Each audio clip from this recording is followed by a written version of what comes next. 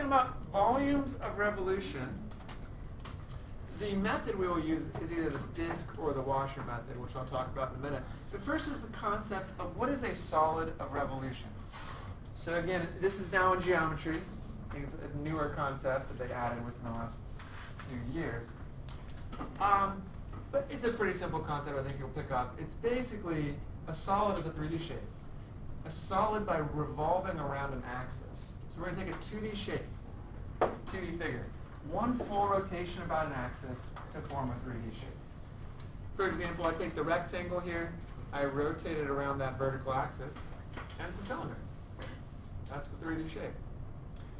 Back in geometry, we do these. What if it was a triangle and we rotated around the axis? What shape would be created? Cone. Cone. What about a semicircle? A sphere. Sphere or a ball. What about this one? A circle, not next to the axis. A donut. A donut, yeah. So, see, you pick it up pretty quick there. Now, back in geometry, here's all I could do is I could say, oh, there's a triangle, and I could put it on a grid. Like, that has a base of 2, and it has a height of 4. And then I could actually ask them, all right, what's the volume of the 3D shape? They'd have to say it's a cone, and then you do the radius and height.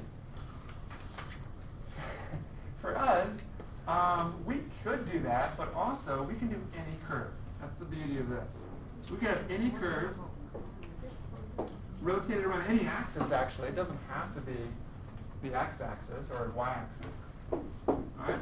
It could be any interval. Let's be a continuous function, closed interval AB. And rotate it. What's nice is it creates a different shape every time. New shape, any curve, creates. So one interesting thing, we're finding the volume of these shapes. But what's interesting, too, is you can think about what shape would actually be formed.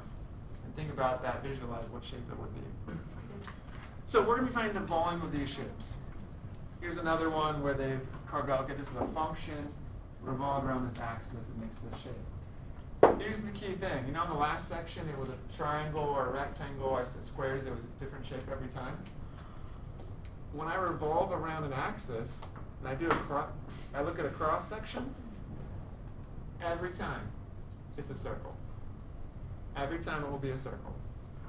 So, why I say this section is very related to the last one, it's kind of the same thing, but every time it's going to be a circle. So we don't have to choose a different shape every time. It's always going to be a circle, which is pi r squared. So let's get to the formula. This is called the disk method because these are flat circles, but actually three-dimensional, so they're disks, very thin disks. And every cross section here, we're adding up all of these circles as we go along. Again, they're really disks, though. So add them all up. That is the reason it's called the disk method. Now, for the first couple, it's just going to be around the x-axis. But soon it will be around a different axis. And soon it won't be a horizontal axis. It will be a vertical axis. But for now, x-axis. Any continuous function, closed interval, the formula is the integral for a circle, pi r squared. Now, I'm going to write capital R because coming up soon there's going to be a little r. The one thing I need to adjust, though, is that you can leave the pi inside, but since that's a coefficient, we just pull that out. And so here's the formula. Pi on the outside, the integral from a to b, r squared. So this is around any horizontal line, it's a dx question, and that's an x-axis interval from a to b, left to right.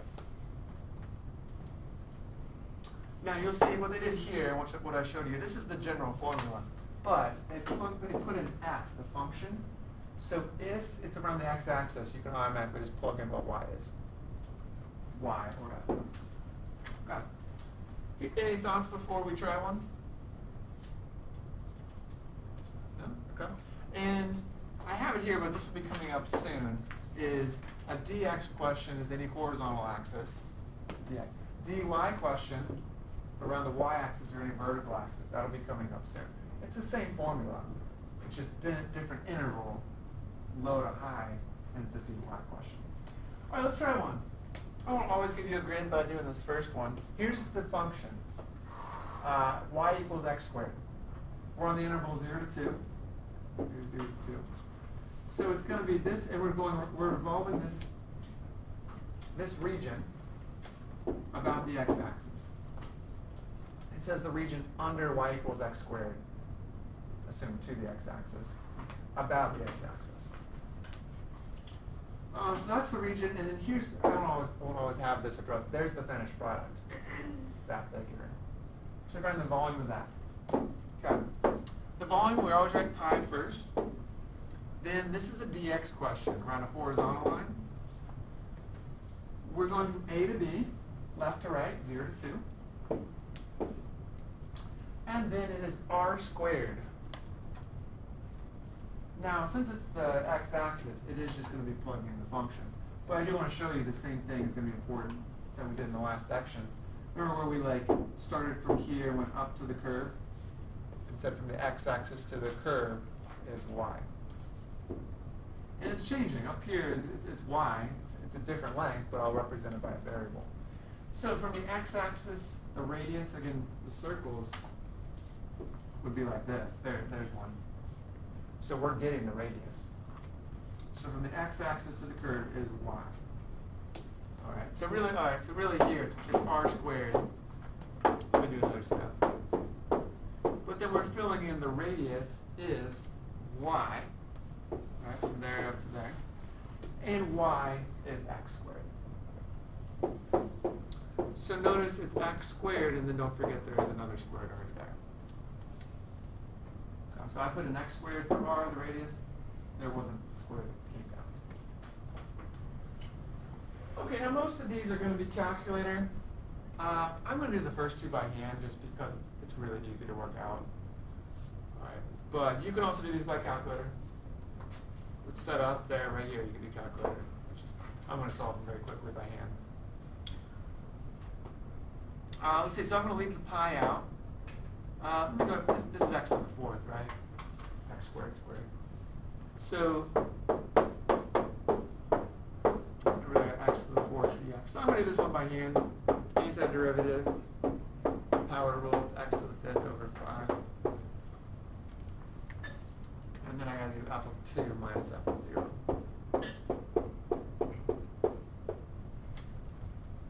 Now, when I plug in 2 to the fifth, is 32 over 5. And I'm going to plug in 0 and 0. That's the value. Now don't forget over here there was a pi that we always just bring down. Here's another tip too. Don't put the pi in your calculator. If you're doing the calculator, just put what I boxed here. Don't put the pi in, just put it at the end. So that's the first one, the x-axis ones, yes, you just directly plug in y for the radius. We'll do another one similar to this, and then we'll step it up a notch with not always around the x-axis. Any thoughts on this one? Yes? Excellent. All right, let's flip it over. Try another one. I have the finished product over there, the finished region. Let me draw a picture of this one down. Find the volume of the solid obtained by rotating the region bounded by the x-axis and square root of x. So here's the x-axis, and here's square root of x. And we're going to be on the, we're going to rotate about the x-axis. I was going to say where you're rotating, on 0, 4. So here's 0, and 4 is over here. So there's the region. And you can see on the right there, I put something that looks like the finished product.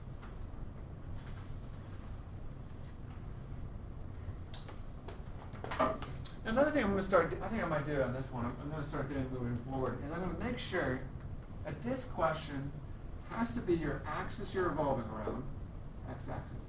For your region, it has to be against the axis, no gaps. So right here, there's no gaps, right? Our region is up against the axis. There's no gaps. So this is a disk question. Let's see. So now let's do the volume. It's going going to be pi. This is around a horizontal axis, so it's a dx question. We already have our interval, 0 to 4. If it was a dy question, I'd have to get the y interval. But we already have 0 to 4 for x interval. And now I need r squared. And so let me fill in now what capital R is. Capital R is from the axis up to the top of your curve. That'd be the radius in these circles. And that is y, right? X-axis to the curve. So it's y. And what is y? It's square root of x. Again, x-axis, you can just directly plug in what y is. Okay, now right here again, calculator is fine. If you want to try it out in practice, you're going to put this in. I'm just going to work this one out by hand. And again, it's pretty easy on this one. Square root of x squared is just x. So the function is x, and I need an antiderivative. X squared over 2. It's easier than the last one. Antiderivative of x, x squared over 2. Then I need f of 4 minus f of 0.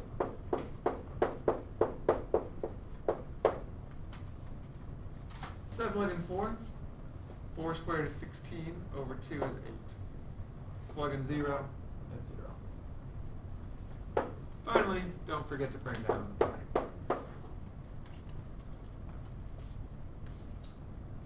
You do this in a calculator, the red box, it'd say 8. Just again, don't forget to put the pi in. Okay, I'm now going to talk about the washer method. Any questions I can answer on this one though before I do? Okay. Washer method, guys, almost the same process. But here's the issue. You use the washer method when there's a gap. Okay. All right, right here. So we're revolving around the x-axis for this question. But do you see how there's a gap between the axis and our function, our region? Right, there's a gap. It could be any small gap. I mean, it could have been like this function here. It could have been this region. If there's any gap whatsoever, though, just that you have to do a washer. All right, so any little gap, do a washer. Now you guys know what a washer is? Looks like this. I have one actually up here. A washer is a disc, but there's a hole in the middle. Okay, so this is a washer right here. Here's what's going to happen. I'm going to this diagram. If we revolve this figure around that x-axis, here's the result. This in here, do you see that part is out? All right, that comes from this here. There's a gap. And so the 3D model of this looks like this. There's a gap right there. So the cross section is now a washer. It's no longer just a disc. It has a hole in it. Okay. So what do we do to this? It's very similar to the last one. The last one was pi r squared. It was like an area formula for the whole circle. Well, I have a big circle, but I don't want this part. And so we subtract off another circle. We call it little r. We subtract off the little circle inside. That's the cross section. Is a big circle minus the little circle. That's going to be the formula. So let's see if there's anything else I say here. I kind of said it words. Cross section. 2 concentric circles. This also is called an annulus, if you've heard that before, or a washer. Okay, so let's go down here. Here's the washer method. And so right now it's just around the x-axis. You have 2 functions this time, top and a bottom, and the solid around the x-axis for now. Here's the formula. Okay, so it's the same as the last one, what I put up here, but again, we factor out a pi. That if I factor out a pi, I do that. And then the pi comes outside, so down here. The pi comes outside the integral symbol. Let's see, so, yeah, again, if you have x-axis functions, it'll be just plugging in with the y value, f and g are the y values. Now, to help you out, capital R is the I'm going to say r outer, and little r is r inner. Capital R is the distance to the outside radius. Where's that up here? You see I use capital R there, and little r is there to there. The other thing, one warning, make sure it's each one individually squared. Sometimes students do this. That's not right. They just do one minus the other squared. That was like top minus bottom, not always squared. That was like the first section. Okay, let's try one. Anything to answer before we move on? Let's move on. Next page. And so what I'm going to start doing with these questions, find the volume by revolving. Okay, that I know we're in this section, but later you're going to say, all right, how do I know it's a disk or washer? You're revolving around an axis. Find the volume obtained by revolving the region x squared plus 4 and y equals 2 about the x-axis, horizontal line, on 1 through. Set up and then evaluate on your calculator. You could actually do it by hand, but let's just do a calculator on this one. All right, I'm going to make a little sketch. X squared plus 4. Parabola moved up 4.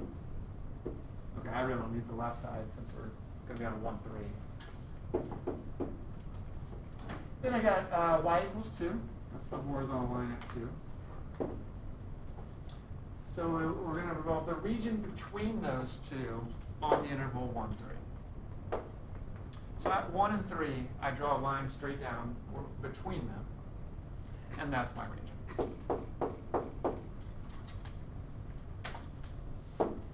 Okay, so between those two, 1, 3. That's the region. Let's set it up. So now, here, I should do. I'm going to start doing this on these questions. We're revolving around the x-axis. Is there a gap between my axis and the region? Yeah. Therefore, it's a washer. Okay. If our region was down here and went all the way there or something, there would be no gap. It would be a disk question. Okay. So this one is a washer. There's a gap there. Okay, next, let's write the formula. So integral, we're from on 1 to 3. It's a horizontal line. It's going to be a dx question. And let me for now write r squared minus little r squared. And then we'll fill in what they are.